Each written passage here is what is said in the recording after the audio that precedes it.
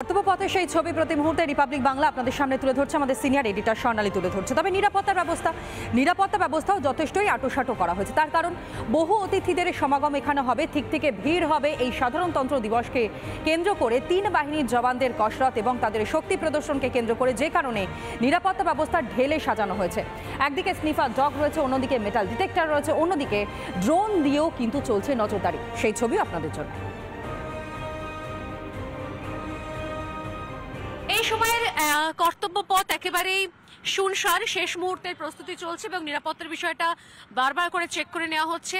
আর কিছুক্ষণের মধ্যেই একদম ভোরের আলো ফুটছে, চারিদিকে কুয়াশা রয়েছে এবং তার মধ্যেই কিন্তু বারবার কোথাও নিরাপত্তার বিষয়টাকে নজরে রাখা হচ্ছে, কারণ এই গুরুত্বপূর্ণ বিষয়কে সামনে রেখে বিভিন্ন নিরাপত্তা এবং সতর্কতামূলক ব্যবস্থাও নেওয়া হয়েছে।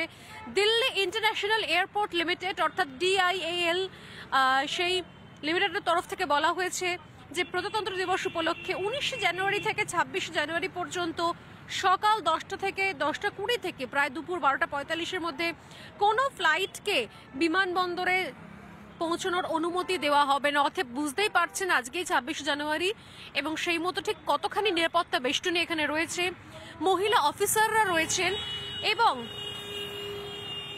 যে ছবি আমি দেখাবো এই মুহূর্তে সেটা হচ্ছে একদম দূরে, এই যে বিজয় চক থেকে দূরে হচ্ছে বিজয় চক থেকে যে রাস্তা আমি দেখাচ্ছি, বিজয় চক থেকে সোজা এই কর্তব্য পথ ধরে এগিয়ে আসবে প্যারেড এবং সোজা যা এই কর্তব্য পথ ধরে তা চলে যাবে হচ্ছে ইন্ডিয়া গেট।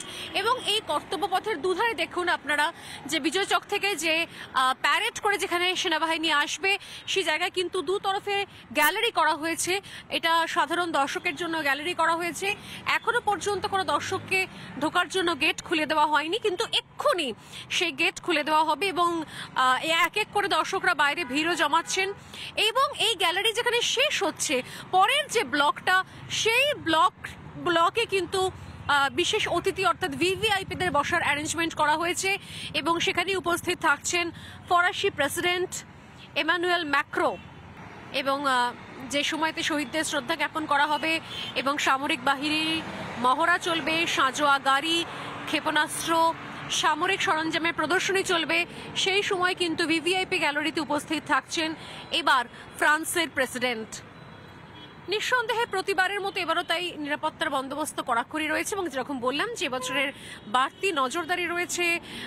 মহিলা নারী শক্তির যে শক্তি প্রদর্শন, নারী শক্তি বাহিনীর যে শক্তির প্রদর্শন, সেটা কিন্তু বাড়তি নজরদারি থাকছে।